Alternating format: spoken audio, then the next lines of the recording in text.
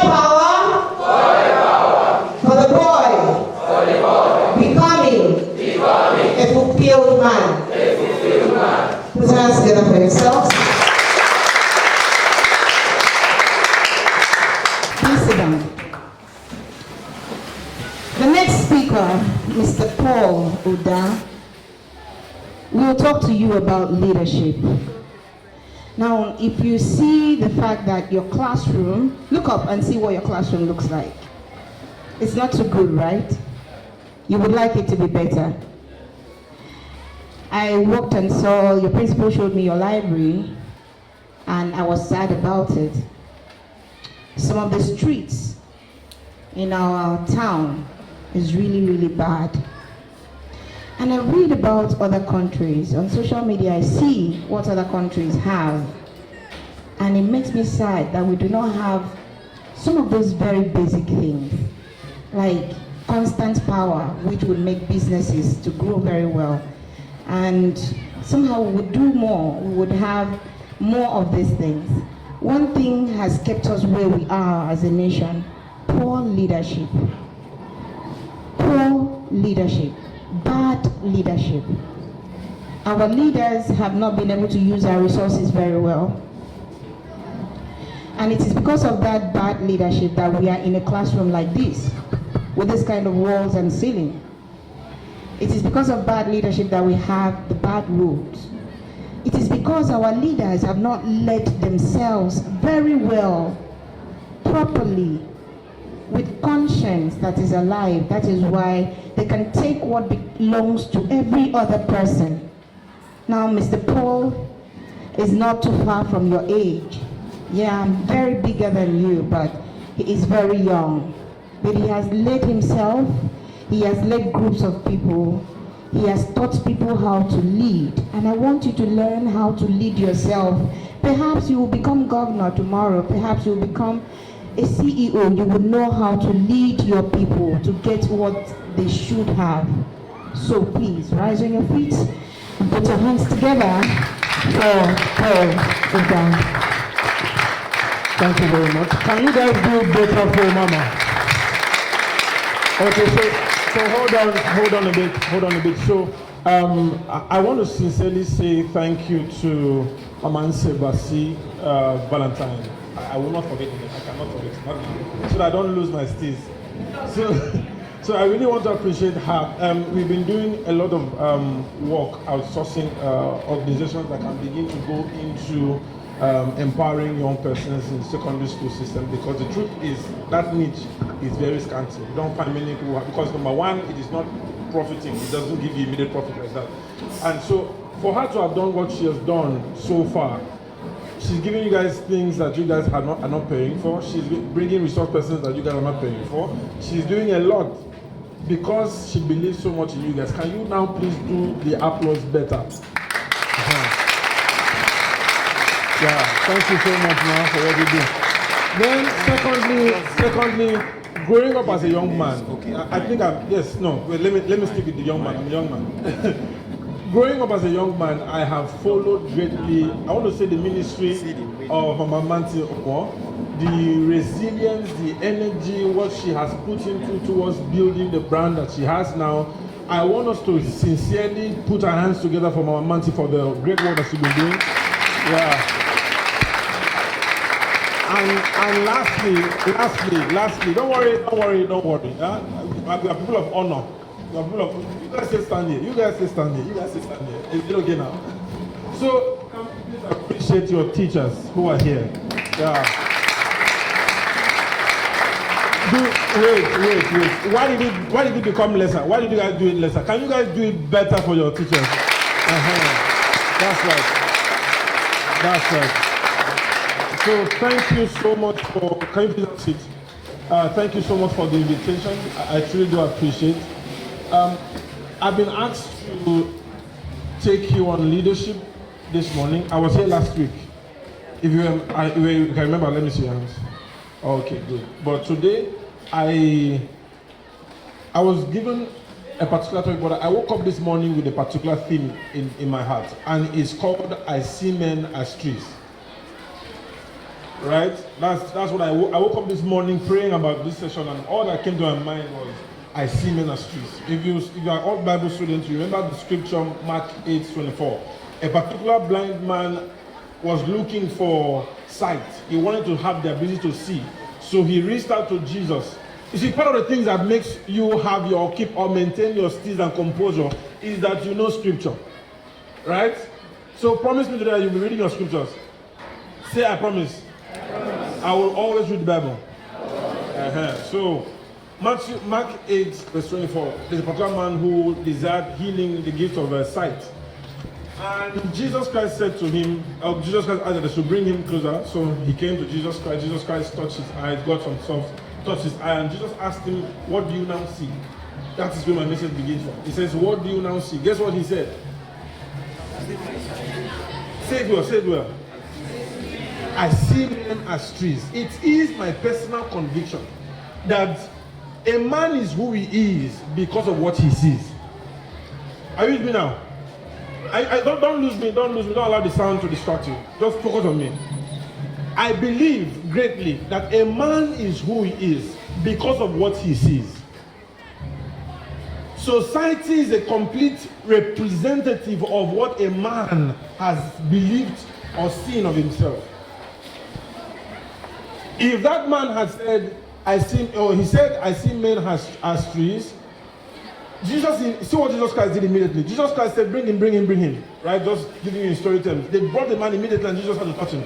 Because if you allow a man who sees other men as trees, he will take up a machete, for instance, and begin to cut down everybody, thinking it was trees. The reason why there are too many criminals now is because there are men who saw other men as what? Trees. If you can see other men as trees, it determines how you see yourself. It means that clearly you are seeing yourself as a tree. So he said, I see men as trees. Jesus said, called him again and then touched him. And what happened? He began to see again. He saw what clearly. He saw things better. The first thing to do in transforming anybody's life, and I say this to you, not from reading from books, read this thing. I'm telling you what has helped me as a person. It begins first with defining what you are seeing. It was Helen Keller, who was a blind woman that transformed her generation completely. Her influence is now currently transgenerational. She said that what is worse than not being able to see is what? What is worse than not being able to see is living life that is having eyes but no vision. I'll say it again. What is worse than being blind is having eyes to see but you have no vision. Everybody's life stays at a static point, at one spot. Can I have one young boy? Just come, please. If I cover his eyes, for instance, and ask him to run down there to the back, he can't do that successfully. Why? Because no, say it well. Because he can't see. There is no vision. Everybody's life remains at the point of static motion, right? Static movement until he is able to see. Thank you. It is important. Let me give you a brief history. 2013, 2014, 2015, I was the guy that you will come into secondary school, into class, for instance, you come into school and you just see me kneeling down. Right? You just see that I'm being punished for something that I did, or or they're just saying that I said this or didn't say that to a staff or something. That was the nature of my behavior. Right? Parents had to ask my parents to ask me to stay from their children, to avoid their children, feminine, otherwise, everything. And that's the report for many of us, or if not some of us. But you see, from that time, 2013, 2014, 2015, I'm not that person I was before. I'm currently the person who is currently involved in building people's lives. In the past almost like 5 years, if I take a proper stock of the numbers here, it should give us about 10,000 plus of the life that my life has been a blessing since I started in 2019. Why? Because of what? Vision. It was very, very not clear. It wasn't really clear for me at the time. But guess what? A particular man came into my life. His name is Pastor Ezekiel Atan. Blessed memory, anyways. Came into my life and helped me to do what? For 5 years, he was helping me to shape and carve vision. The statement of vision is a statement of purpose. Understanding what your life is all about. Understanding what God has made you to be. If a man has not found purpose, he will become the challenge of society. Are you with me now? Are you with me? It is important, it is crucial. Anybody here, you are desiring something that is called greatness. You are desiring something that is called big time, big moves, blow, as we call it in our generation. You will not do it without finding out vision. What vision? Vision is clearly the faculty or the state of being able to do what? To see. Vision is what again? Vision is the ability to see the future in the now. It is the mental picture of your future. In 10 years from now, what are you seeing? Are you still seeing the person who you started being punished in secondary school, you end up university and be punished, then you end up society and be punished? No. It is what you are seeing in the now about yourself that determines what will happen tomorrow. I feel like just taking a pause and allowing you to just sink in this. Vision.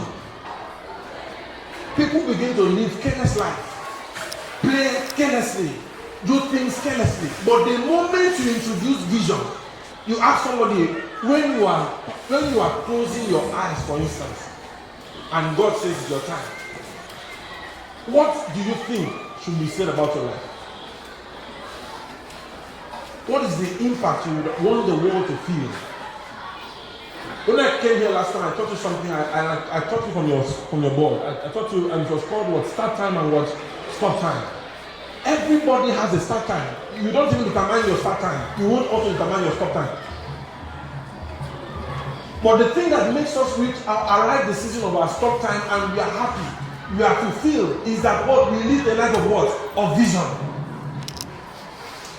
If I ask this one now, almost all of you now, what do you become? Many of you will say pastor, many of you will say doctors, many of you will say, but at the end of it, the vision is what? That you lead a productive life. It begins with you, then it goes through to others. I'll say it again. A life of vision begins to form or transform you first. Then it begins to transform society and others. Extended. The life of vision places boundaries on you. Anybody who has or living a life of vision will be a person who has specific boundaries, what we call value systems. The presence of vision, if you know that you are made for the global stage, naturally you cannot for any reason be found people who drink a lot. If you are made for something that is big, greatness for your destiny and the something that you are depending on now, you need to be somebody who places boundaries. It means that I will not be outside doing careless things by 6 o'clock. I won't be found with the kind of wrong friends that I have all the time. True vision places a force or boundary on you. You decide where you go, where you decide where you should go. It tells you what you should be doing. It tells you why you should be doing that thing. It tells you where to be doing that thing. Vision. Vision. The first thing I want you to see today is to see yourself. Everybody does things and they do things on the external. The most important place to fix is yourself. To find out, for instance, what is your passion. There will never be a generation where the subject matter of passion is not necessary. I know that people are playing now on passion a bit and you say, okay, I understand the context. But in this context, you need to understand what is your passion. What are your giftings? What has God called you for? When I started doing leadership, many people call my parents and they say, ask your boy to leave what he's doing and go to school. Let him go and learn medicine. Let him go and learn this. Let him go and learn that. But guess what? My father picked it and said, oh, leave this thing you are doing. It's not helpful. Go and learn medicine. Go and learn this. But guess what? I arrived to Rwanda last year. By in my fourth month there, my father called me and said, I always believed you are made for leadership. So imagine that you refuse to pursue the what God had called us for. Do your school, Go and learn. Sharpen yourself for the future that you have that is coming. But do not arrive at that place not knowing who you are. What is your strength? What is your weakness? Every man should know it. When a man is self-aware, he defines what he does. Be self-aware. A man that is self-aware will not be rubbing down on elders. He will be a person of honor. The young men now don't know honor. Don't know how to regard authorities. No. The best of us are people who know how to honor. Who can say thank you for doing this for me. And where I am now because of what you've done. Are we together? So focus on yourself. Build your strength. Find out what your weaknesses are. Become better. Continue to transform yourself. Keep growing. Keep becoming better. The better version of this world the world is waiting for. Nobody will receive the version of you now. No, the kings will not call to the version of you right now. They are waiting for your better, improved, upgraded version. So perfect yourself now. They are complaining about something that you're not doing well. Fix it now. If you don't fix it now at 30, you'll be difficult to fix. If you don't fix it now at 25, you'll be struggling to fix it. But by no means should you arrive 30, for instance, and the same things that we have come to spend time today and trying to teach you, you have lost it. So I want you to rise to your feet. I want to read it. I want you to say something after me that I learned from Mmanti Umoh. You are going to put your hand on your chest, every man here. Are you ready? Are you ready? Yes. Yes. Are you ready? Yes. Yes. Are you ready? Yes. Good. Say this after me. I found this quote when I was about to have a session. When I was about to have a podcast session, and immediately I said this quote to about 300 students from about 20 African countries, and it gave me an opening with the UN. I wish Mmanti was here. I would have told her thank you from my heart. And I need you guys to say this quote after me. I need you guys to say this quote after me. This quote will change your mind. And say that to me. I am amazing. I am amazing. Men say it like men. I am amazing. I am amazing. I recognize and celebrate the uniqueness and brilliance within me. I am chosen. I acknowledge that I am selected for greatness and purpose. I am favored. The universe conspires in my favor, bringing opportunities and blessings in my direction. I lack nothing. I am complete and whole, possessing all I need to navigate my journey. I lack nothing. There is no deficiency or scarcity in my life. I am abundant in every way. As I declare these truths today, I step into my new season with confidence, embracing the amazing person that I am. I carry the assurance that I am chosen. I am favored. And I lack nothing. I am growing and will never stop. Now, see someone that's standing next to you. See you at the top. Thank you very much.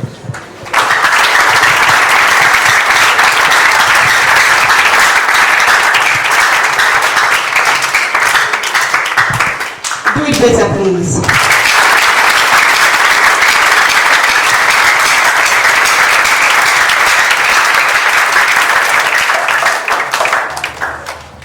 Does any one of us here have a question for Mr. Paul? Is there something you would like to understand? Please sit down. My name is David Gabriel, and I have a question. So my question is, how do we discover our purpose in life?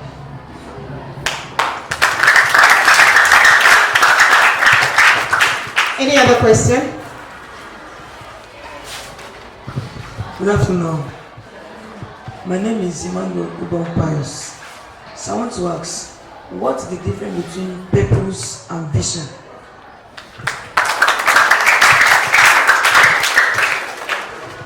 Good afternoon all. My name is Udah. My question is If, for example, now we discover our future and purpose, then we can know our future, and then we are not from a good background, what should we do, and how do we help ourselves?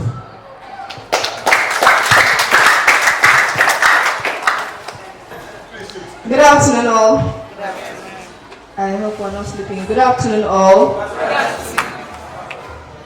My question is the same as your predecessor. What brought you where you are? Which you would advise us to do?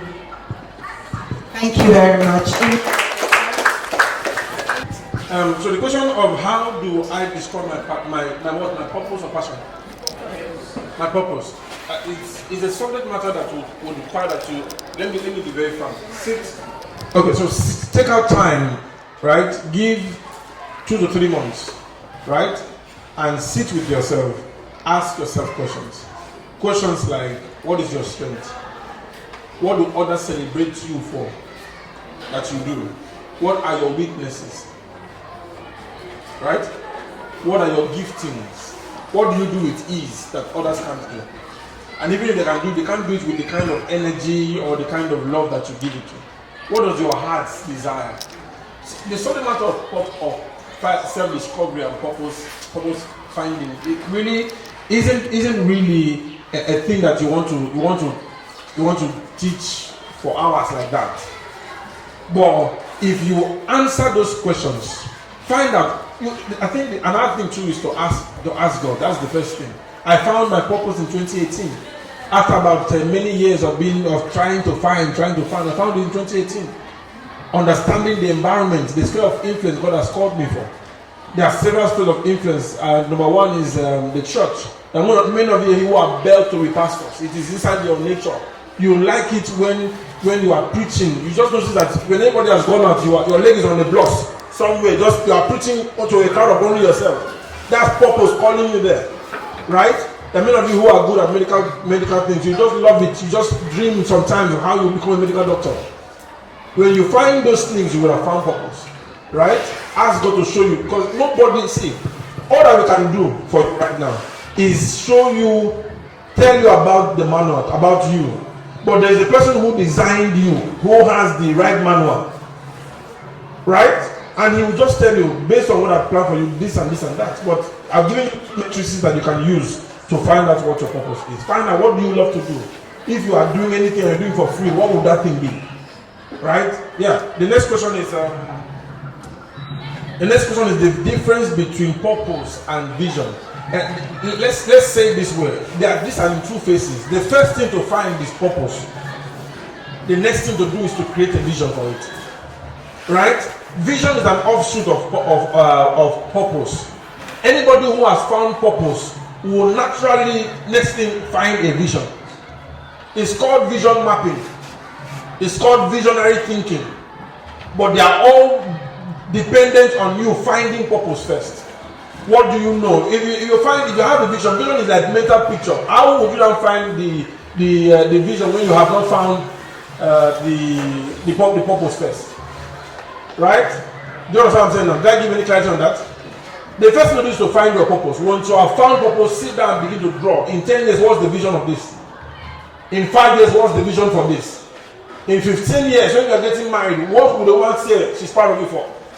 I said to myself, not those years, my pastor asked me, what would your wife in the future say about you now? I said, she must never ever say she made a mistake marrying me. That vision I found is what I'm still running for now. I will marry my wife one day, for instance. I know it's not a thing above you guys, but I'm telling you, let's think about it. That your wife will just roll and just look at you and be happy that she met you. Because you are living in purpose. You are a man of vision. So that's what I think will answer that, right? The next is, I put in quotes to that question that I tagged it environmental factors. Background, yes, environmental factors. Now listen to me. I want to say this, and I'm not being spiritual by saying I'm taking it. When you have found your vision, it is the nature of God to give you a vision that is different, that does not resemble your environment. It is God's very nature to give you a burden for a vision or a purpose that exceeds what your family looks like now. It happened to me. There is no great man you want to mention, not Thomas Monroe, a man that was in the same house with about 10 of his siblings, everybody in a small room, 10 people. And he grew to do what? To mentor 17 presidents before he passed away. Nothing that God gives you now resembles your background. If it resembles your background, it's a problem. Your assignment now is to begin to find mentorship that does not resemble your background. Find men and women who believe greatly in what God has called you for. Men who have gone ahead. For instance, Mmanti, reach out to her, tell her you want her to mentor you. For instance, she will begin to groom you, begin to shape your mind and belief systems, give to you material that you can read that will make you to begin to produce results that don't resemble your background. Are you with me now? See, let me say this. Sorry, I'm taking time, but let me say this. There is nobody. When God called Abraham, he said to him what? The first thing God had to fix about Abraham was what? His vision. He told him, lift up your eyes from where you are. Look at the stars. If you can make number it, then that's your destiny. You can make the number there. But guess what? He said, I can't number it. And that's the person that whose destiny we are currently living in now. When God met Gideon, he called him that mighty man of valor. He's a man that was afraid. God doesn't approach you based on your environment. He does not. The seed of greatness is within every single human being. Guess what? Your environment will fight it. It is that fighting of the environment that must add to your growth. Let's leave it. Otherwise, I'll stay on it. What brought me to where I am? I will tell you the truth. It is not what works for one person may not work for another person, but they are general factors. And I want to give you those general factors in 2 minutes. Number one, find yourself. Discover your strength, your weakness. Number two, develop your strengths. Develop yourself. Number three, render service to people, whether for free or at a fee. And you will become the person that the world celebrates. I found that thing I'm telling you right now, those three things. Apostle Joshua Selman taught it to us in 2019 at the School of Ministry, Colonial School of Ministry, Zaria. He taught it to us. We asked him the same question you're asking. Right? And he said to us, he said, three things: self-discovery, self-development, and self-service. That is, render yourself a service to your society, to people, whether for free or at a fee. And you will look back 2 years after, and you will be surprised what God has done for you. Right? I can't tell you my unique dealings, but I'm telling you things that if you practice now, in 2 years, you would have become a major star tomorrow. Thank you very much for